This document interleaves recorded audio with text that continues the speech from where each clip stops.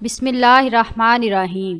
یزید کی بیعت کا فتنہ روز بروز شدت اختیار کرتا جا رہا تھا۔ بنو امیہ کے باقی افراد کی نسبت مروان کو یزید کی ولی عہدی کی سب سے زیادہ فکر تھی۔ مروان جانتا تھا کہ حضرت عائشہ رضی اللہ تعالی عنہا کے مدینے میں ہوتے ہوئے مدینے کے قابل احترام لوگ یزید کی بیعت کسی صورت نہ کریں گے، اس لیے اس نے ام المومنین کی شمع حیات گل کرنے کا فیصلہ کر لیا۔ مروان ایسا کیوں کرنا چاہتا تھا؟ یعنی اس کو یزید کی بیعت کی راہ میں حائل رکاوٹیں ہٹانے سے کیا فائدہ ہونا تھا؟ اس کے بارے منقول ہے کہ مروان دراصل اس لیے یزید کی بیعت چاہتا تھا کیونکہ وہ خود خلافت کا بہت بڑا امیدوار تھا اور اموی حکومت کا نہایت کارآمد مہرہ ہونے کی وجہ سے اسے امید تھی کہ وہ یزید کی چاپلوسی کر کے خلافت تک پہنچنے کی راہ ہموار ضرور کر لے گا، کیونکہ حضرت معاویہ کے ہوتے ہوئے وہ ایسا نہیں کر سکتا تھا۔ ایک بار تو مروان اپنے دل کی بات زبان پر لے ہی آیا اور حضرت معاویہ سے کہنے لگا، میں اپنی خدمات کو بطور خلیفہ پیش کرتا ہوں اور درخواست کرتا ہوں کہ یزید کی جگہ مجھے اپنا جانشین مقرر کریں۔ مروان کی اس خواہش کو حضرت معاویہ نے یہ کہہ کر ٹال دیا، مروان تجھے فکر کرنے کی ضرورت نہیں ہے، کیونکہ میرا جانشین یزید ہوگا اور یزید کا جانشین مروان ہوگا۔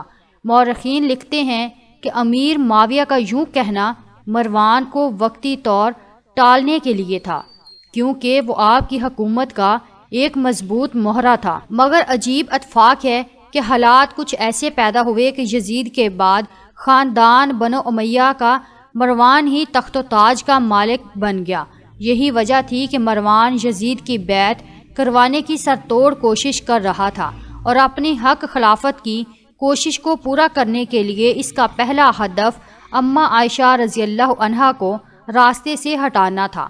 ایک اور روایت کے مطابق جب حضرت عائشہ رضی اللہ عنہا سے امیر معاویہ رضی اللہ عنہ کی ملاقات مدینے میں ہوئی تو حضرت عائشہ نے امیر معاویہ کی سخت الفاظ میں سرزنش کی، جو کہ مروان نے حجرے کے باہر کھڑے سن لی تھی، اور اس وقت سے اس نے دل میں ٹھان لیا تھا کہ حضرت عائشہ کو راستے سے ہٹانا بے حد ضروری ہے۔ چنانچہ اس نے حضرت عائشہ کو راستے سے ہٹانے کے لیے منصوبہ بنانا شروع کر دیا۔ اپنے منصوبے کی تکمیل کے لیے مروان کو چند قابل اعتماد ساتھیوں کی ضرورت تھی۔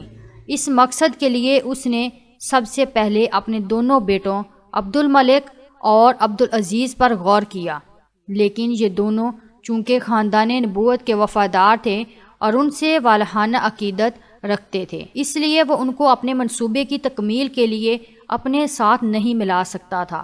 پھر اس نے اپنی بیٹی عاتکہ پر غور کیا، لیکن وہ بھی چونکہ اکثر اوقات حضرت عائشہ کی خدمت کے لیے ہی کوشاں رہتی تھی، اس لیے اس کو بھی اپنے شیطانی منصوبے کا حصہ نہیں بنا سکتا تھا۔ چنانچہ اس نے اپنی اولاد کو الگ رکھتے ہوئے اپنے غلام حارث اور دو رفیقوں ہشام اور صفوان کو اپنا رازدار بنایا اور اپنی سازش میں شریک کیا۔ مروان کا غلام حارث صرف اور صرف حکم کی تعمیل کرنا جانتا تھا، اسے اس سے غرض نہ تھی کہ اس کے کام کا نتیجہ کیا نکلے گا، وہ صرف مروان کا حکم مانتا تھا۔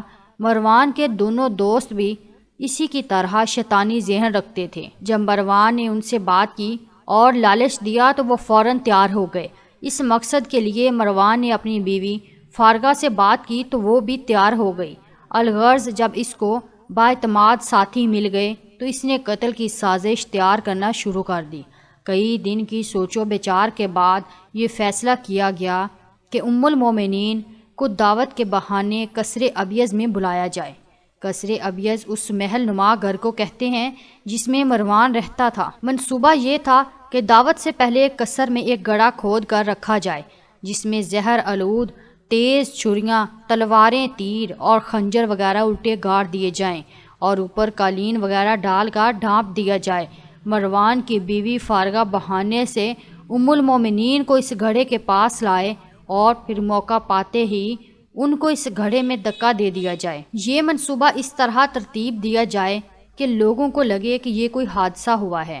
اس منصوبے کا مروان کے علاوہ اس کے تیار کردہ 4 لوگوں کے سوا کسی کو بھی علم نہیں تھا۔ سب سے پہلے قصر میں ایک گڑھا کھودا گیا اور اس میں تیر، تلواریں وغیرہ الٹے گاڑ دیے گئے۔ یہ گڑھا قصر کے جنوبی کمرے میں کھودا گیا۔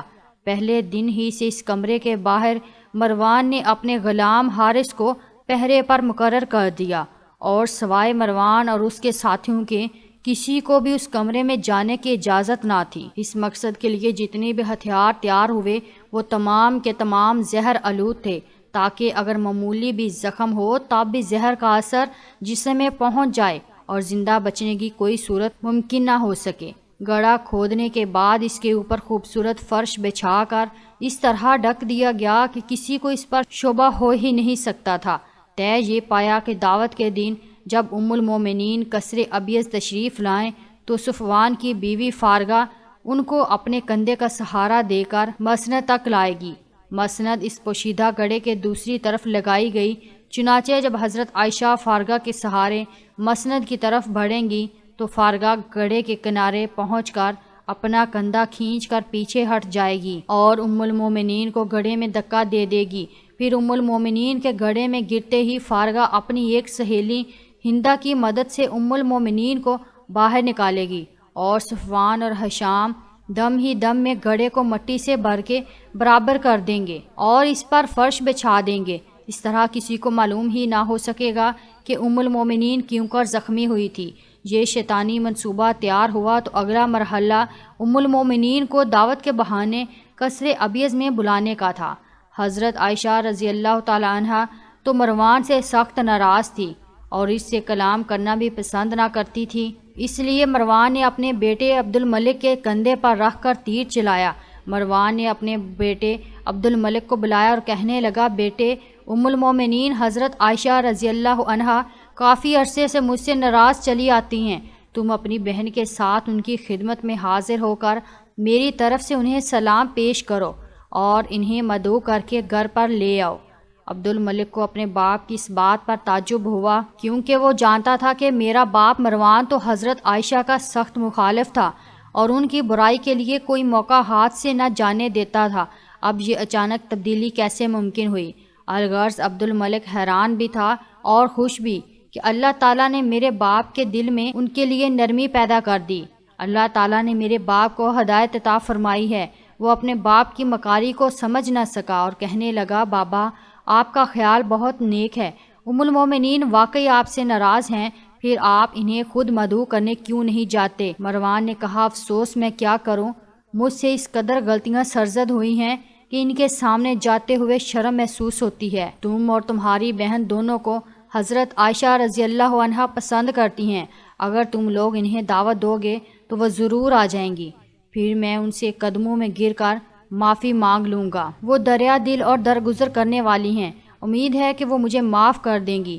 مروان کی دغا بازی اور مکاری کی یہ حد تھی کہ مروان نے اپنے بیٹے اور بیٹی کو بھی دھوکہ دیا اور یہ بھی نہ سوچا کہ اس واقعے کے بعد دنیا ان دونوں کو کتنی لعنت و ملامت کرے گی۔ چنانچہ عبد الملک باپ سے فریب کھا گیا اور ام المومنین کو دعوت پر مدعو کرنے کے لیے جانے کو تیار ہو گیا۔ عبد الملک اور اس کی بہن عاتقہ شام کو ام المومنین کے پاس دعوت دینے کے لیے حاضر ہو گئے۔ انہوں نے وہاں جا کر کیا کہا اور حضرت عائشہ رضی اللہ عنہا نے کیا جواب دیا اور کس طرح قصر ابیض میں آپ کی تشریف آوری ہوئی، اس تمام واقعے کو لے کر ہم اپنی آئندہ ویڈیو میں حاضر ہوں گے اور اگلی ویڈیو میں ہی وفات کے تفصیلی حالات کا تذکرہ کریں گے۔ آپ کی دعاؤں کے طلبگار ہیں۔ اللہ آپ کا اور ہمارا حامی و ناصر ہو، آمین۔